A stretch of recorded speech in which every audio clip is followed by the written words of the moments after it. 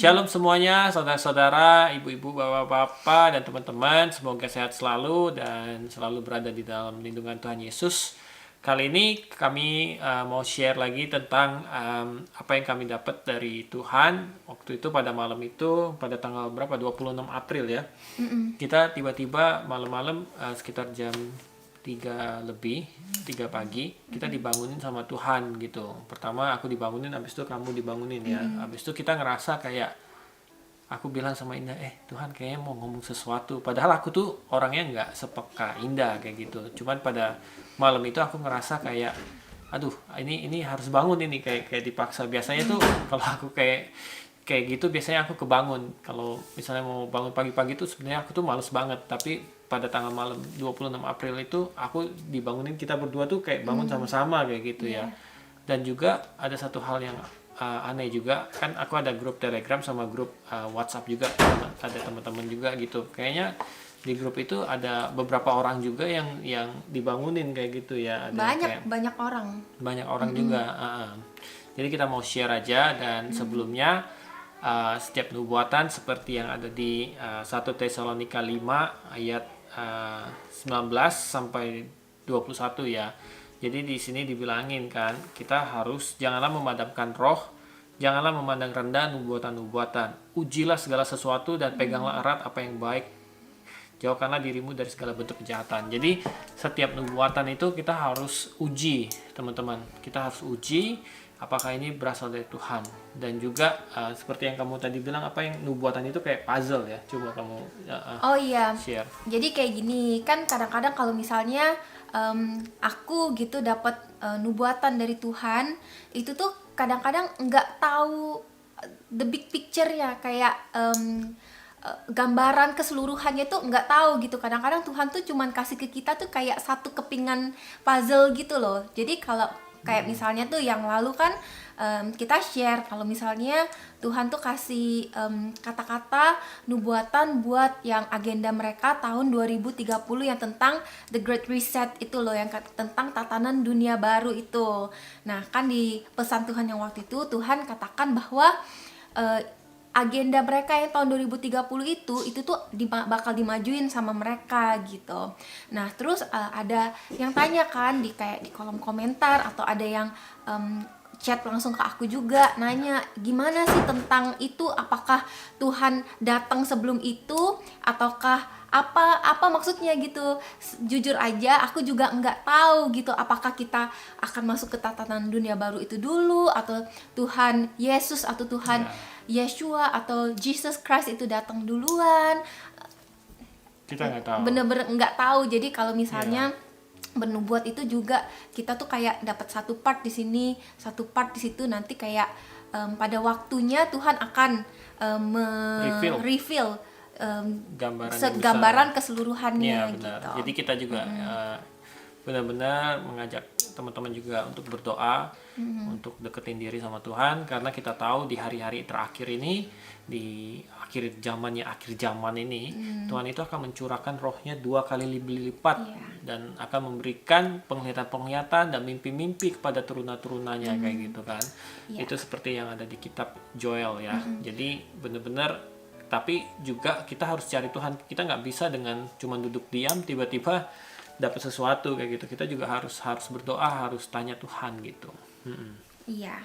Nah jadi di video kali ini kita mau share yang kita dapat tanggal 26 April. Jadi tanggal 26 April kayak 5 hari sebelum tanggal 26 April itu, anehnya ini bener-bener aneh banget, kayak Tuhan tuh bangunin aku tuh kayak setiap malam gitu, dan aku tuh nggak bisa tidur dari jam kayak dari jam 3 sampai pagi tuh aku nggak bisa tidur, padahal malamnya aku tidur jam 11 gitu kan. Jadi kan cuman kayak tidur berapa jam, tapi anehnya pas seharian itu aku nggak ngantuk, nggak capek, jadi kayak normal doang. Jadi kayak Tuhan tuh bangunin aku buat doa gitu.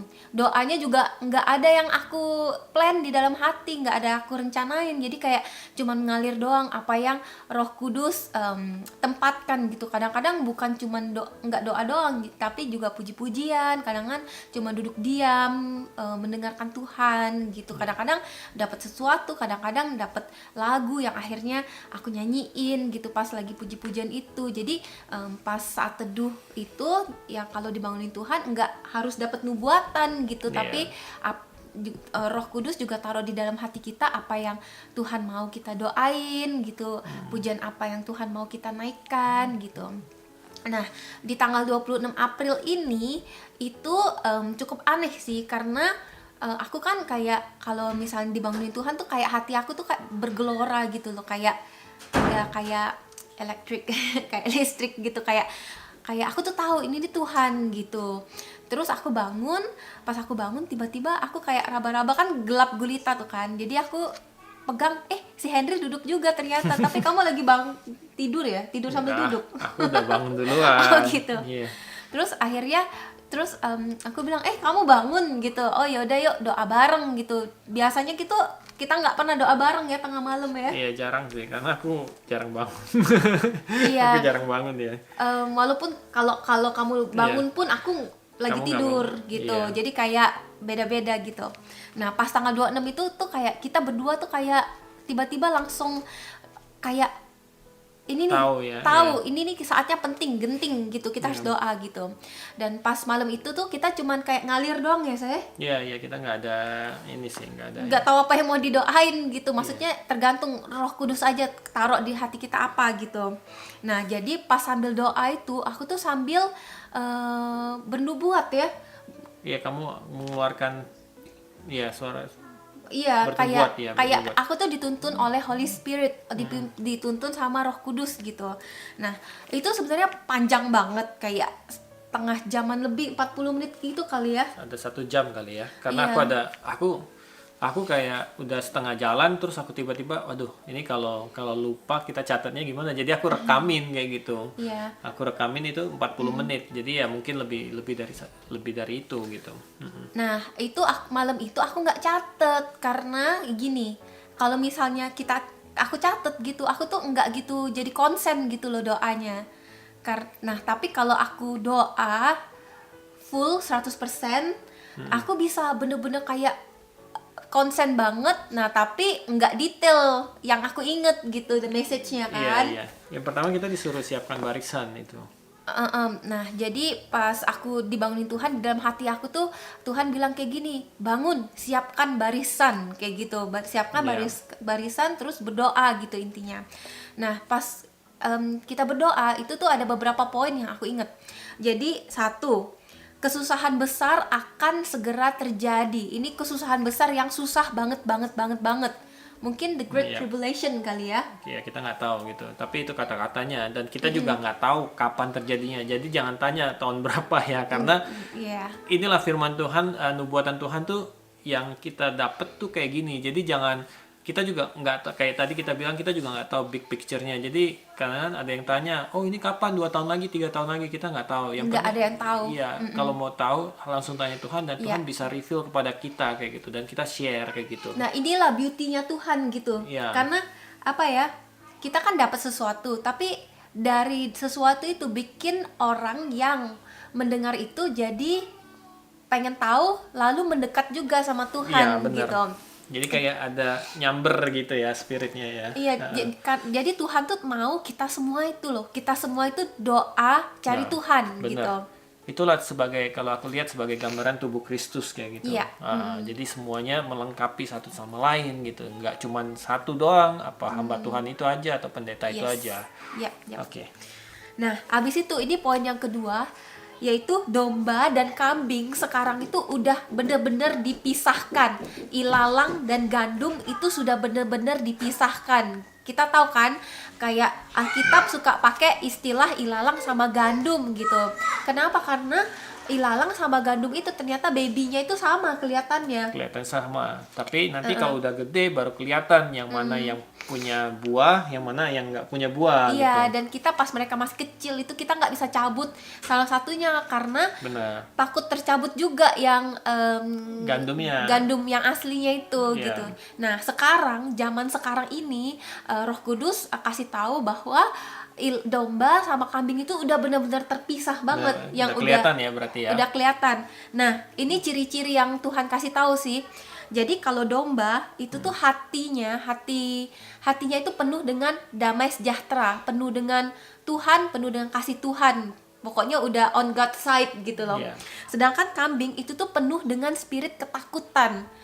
Jadi apa-apa takut, apa-apa mau cari aman di dalam pikiran manusia. Misalnya mau cari asuransi aman, mau cari suntikan itu aman, Iya. biar aman tapi dengan memakai pikiran manusia itu.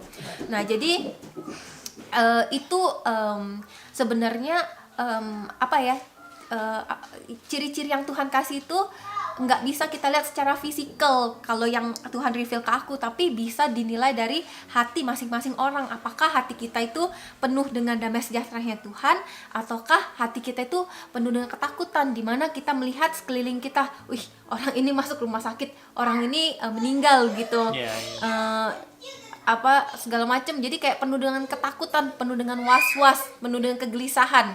Nah itu masuk dalam kategori kambing gitu. Tapi kalau yang kategori domba itu pokoknya udah rest in God, sudah istirahat di dalam Tuhan, udah tinggal tunggu Tuhan aja nih. Aku udah merelakan semuanya, hidup aku ada di tangan Tuhan, harta, kekayaan, masa depan di dalam tangan Tuhan. Pokoknya aku udah menyerahkan kuk aku itu pada Tuhan, biarlah Tuhan yang membawa kuk itu bersama aku gitu. Itu Tapi gimana ciri-cirinya. kalau ada yang roh ketakutan yang meliputi gitu, yang kalau misalnya dia bilang, oh ada serangan roh itu memberikan roh ketakutan, padahal dia domba gitu. Oh kita tinggal ini aja Tengking usir, iya. usir tengking gitu. Jadi kadang-kadang juga ada roh yang memberikan ketakutan gitu kan. Iya. Aku ini sih kadang kan ikutin grup di Telegram, grup kayak news tentang dunia gitu loh. Ya kan? Ada tentang kadang-kadang itu beri aku roh ketakutan juga sih. Kayak enggak, bukan roh ketakutan, pas ngelihat itu enggak damai sejahtera.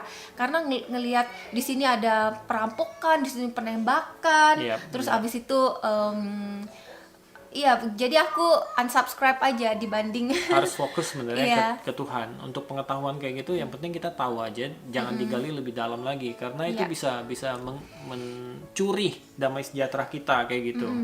Apalagi iya, oke. Lanjut. Nah, ini poin yang ketiga nih, yang waktu itu kita dapat.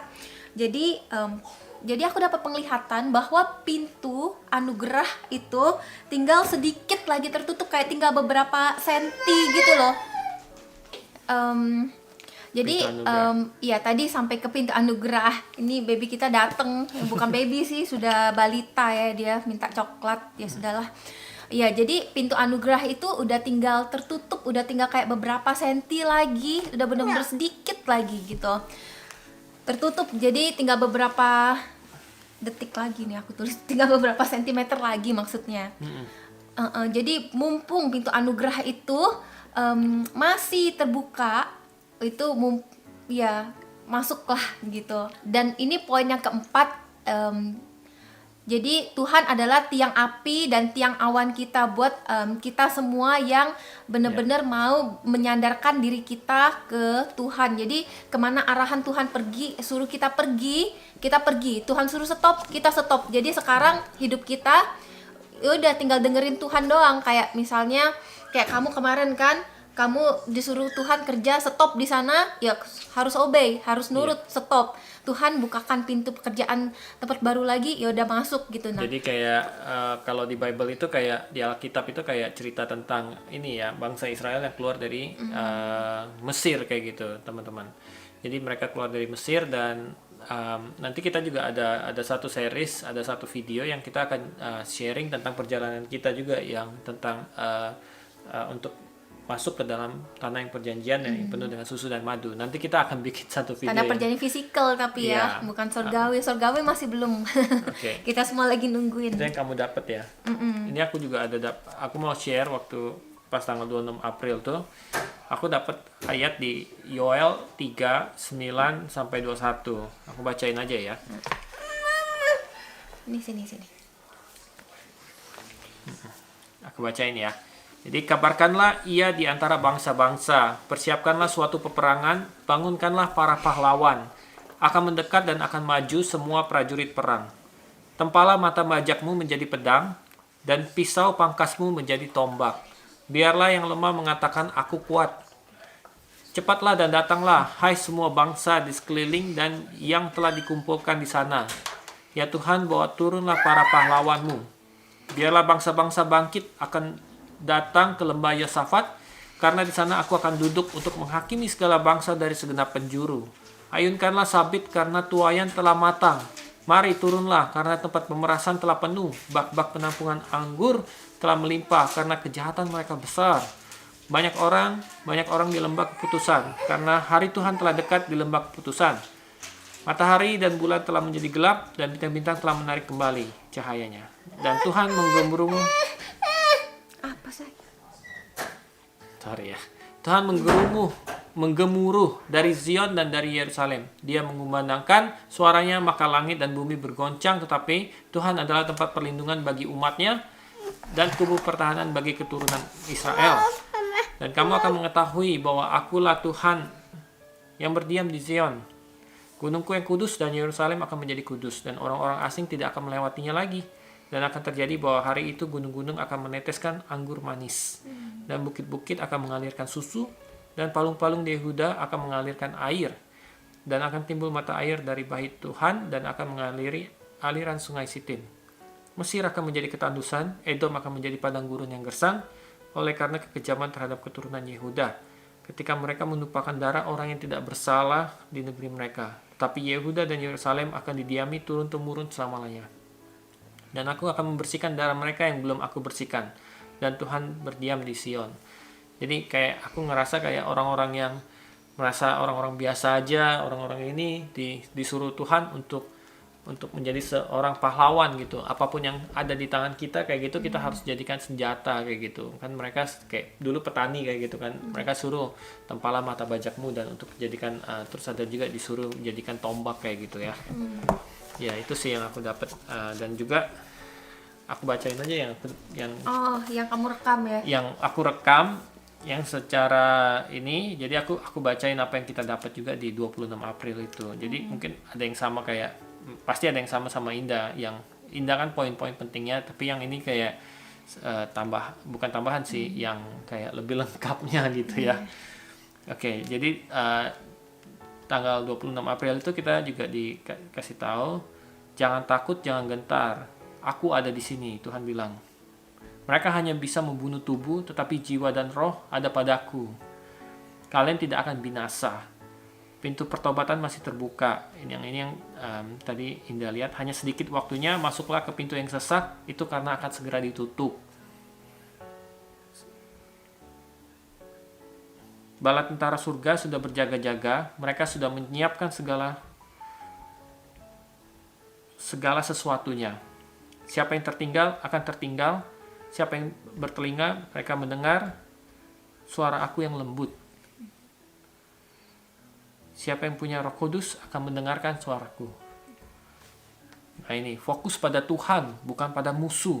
Musuh hanya melakukan bagian untuk kemuliaanku. Jadi ini aku tekanin lagi, fokus pada Tuhan, bukan pada musuh. Memang semua yang musuh lakukan tuh semuanya untuk menggenapi apa yang ada di Alkitab, guys. Akulah yang harus di hati kalian, di hati dan pikiran kalian, bukan musuh. Aku mengasihi kalian, anak-anakku, anak-anak terangku, domba-dombaku yang telah kupilih dari antara semua segala bangsa. Engkaulah yang terpilih, imamat yang rajani. Tanda ilahi ada padamu. Teruslah mengandalkan aku di hidupmu. Jangan goyang di dalam iman, apapun yang terjadi di depan. Aku sudah mengalami semuanya, bahkan mati di kayu salib. Nah, jadi ini Tuhan udah kasih contoh ke kita kalau semuanya tuh Tuhan udah lewati, dan Tuhan tuh mengandalkan Bapa, dan kita di sini harus mengikuti jejaknya kayak gitu, dan kita bisa lihat Tuhan mati di kayu salib dan bangkit di hari ketiga, dan itulah Injil. Oke, makanlah firmanku sebanyak-banyaknya untuk melewati semuanya. Firman-firman di sini dan juga kalau aku bisa artikan adalah semua yang tertulis dan juga rema Tuhan ya. Untuk kita masing-masing. Iya. Sebentar lagi kalian akan terangkat bertemu dengan kemuliaanku di awan-awan. Waktunya tidak lama lagi. Trompet sangkakala sebentar lagi akan dibunyikan. Teruslah berjuang anak-anakku, engkau sudah mau sampai sedikit lagi. Oke. Oh iya, aku baru inget nih sekarang. Jadi pas kita lagi doa malam itu, jadi aku tuh ngeliat kayak bala tentara surga tuh udah siap-siap di langit gitu. Kerajaan 1000 tahun itu sudah siap. Iya. Udah siap tapi masih kosong. Masih kosong. Ya. Iya, itu juga yang aku lihat sih. Iya. Jadi itu yang kita dapat di 26 April 2022. Oke. Wow, luar biasa ya. Itu bener-bener jauh banget dari kata-kata kita yang sehari-hari. Cuman Tuhan yang bisa berkata-kata kayak gitu. Iya. Nah, tanggal 28 April, 2 hari kemudian dibangunin lagi. Tapi doanya nggak yang sepanjang waktu itu kita berdua doa bareng itu. Ini cuma kamu yang bangun kayaknya ya. Iya kayaknya. Jadi Tuhan bilang kayak gini, identitas nabi-nabi palsu akan segera terbongkar. Sehalus apapun penyamarannya akan bisa engkau nilai. Banyak spirit nabi-nabi palsu akan dilepas. Berjaga-jagalah untuk saat itu. Aku melepaskan urapan yang luar biasa untuk anak-anakku di waktu-waktu akhir. Ini karunia-karunia roh yang luar biasa, tetapi iblis menirunya ya, be aware. Jadi Tuhan kasih tahu tuh hati-hati dengan penyamaran yang sangat-sangat halus.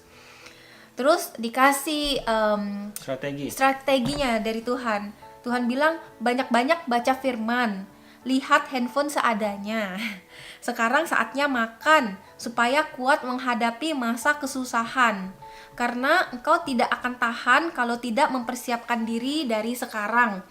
Jadi makanan yang kita persiapkan dari sekarang itu bukan cuma makanan fisikal doang, tetapi juga makanan buat roh kita gitu. Iya gitu. Jadi ya itu aja sih. Itu aja sih ya, apa yang kita sampaikan. Iya, nah mengenai yang nabi-nabi palsu ini, jadi 2 hari yang lalu, tanggal 30 April kemarin ya itu ya. Ya kemarin. Kayak hari-hari tuh kayak mirip-mirip sekarang itu ya guys ya. Jadi kayak agak-agak tuker-tuker gitu. Iya.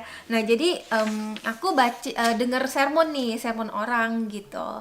Dan aku suka banget. Jadi aku ada ambil catatan sedikit. Jadi dia bilang kayak gini. Kebenaran kita sendiri itu tidak bisa membawa kita masuk ke dalam surga. Karena kebenaran kita sendiri itu kebenaran manusia yang diperjuangkan oleh manusia itu kayak kain lap kotor gitu loh. Nah, tetapi kita bisa melepaskan kebenaran kita atau kain lap kotor itu dan memakai darah Tuhan Yesus dan membiarkan kebenaran dari Tuhan sendiri itu yang membenarkan kita. Jadi walaupun seberapa kuat kita menjalani segala doktrin yang ada di dalam Alkitab, kebenaran itu nggak bisa menyelamatkan kita, tetapi satu-satunya yang bisa menyelamatkan kita adalah darah Tuhan Yesus. Ini ada ayatnya dari Roma 5 ayat 9. Mau baca? Kemudian terlebih lagi Kemudian terlebih lagi sekarang sesudah dibenarkan oleh darahnya, kita akan diselamatkan oleh murkanya. Nah, jadi dari sini justifikasi atau pembenaran diri kita tuh nggak bisa kita perjuangkan sendiri, tapi satu-satunya adalah kita dibenarkan oleh darahnya. Kalau enggak ngapain? Ya. Oleh pengorbanan Tuhan Yesus di kayu salib gitu. Itulah inti dari Injil yang kita percayai kayak gitu. Kalau Tuhan Yesus tuh telah mati di kayu salib untuk menanggung setiap dosa umat manusia yang percaya kepadanya, dan dia bangkit di hari ketiga, dan itu harus sangat-sangat menjadi sebuah fondasi bagi orang-orang yang percaya sama Tuhan Yesus. Jadi Injil itu nggak bisa dihilangkan, salib itu nggak bisa dihilangkan dari orang-orang yang percaya, karena kita nggak bisa diselamatkan tanpa itu gitu. Nah, ada satu ayat lagi sih yang tulis dari Yesaya 61 ayat 10 yang bagian A, bagian depan. Jadi gini, aku bersukaria di dalam Tuhan. Jiwaku bersorak-sorai di dalam Bapakku, sebab ia mengenakan pakaian keselamatan kepadaku dan menyelubungi aku dengan jubah kebenaran. Ini ada di Perjanjian Lama loh. Di Perjanjian Lama aja udah berbicara tentang penyelamatan yang akan Tuhan Yesus lakukan di masa depan di waktu itu, yaitu pakaian keselamatan, jubah kebenaran, bukan yang pakaian putih yang dipakai, yang pakai Fisik. manusia yang bisa kita lihat secara fisik, tapi yaitu jubah kebenaran secara roh, karena kita dibenarkan oleh darahnya. Kalau misalnya kita nggak pakai itu, kita ini walaupun kita walaupun kita berusaha sebaik mungkin secara manusia, tetap aja kebenaran kita secara manusia, sebenar-benarnya kita di hadapan Tuhan, tetap aja kayak kita tuh pakai lap kotor gitu. Ya, segitu aja hari ini. Ya, terima kasih teman-teman. Kita juga ada grup Telegram, kalau yang mau join nanti aku taruh linknya di kolom deskripsi atau di kolom komentar. Kalian kalau terberkati dengan sharing ini, kalian juga bisa share ke teman-teman kalian, saudara kalian, grup-grup WhatsApp kalian. Dan ya, kita berdoa agar kita semua siap menjadi mempelai-mempelai Kristus. Kita semua mempersiapkan diri di dalam roh dan di dalam agar kita juga bisa menyambut Sang Raja di awan-awan. Oke, terima kasih semuanya. Oke, bye-bye. Bye.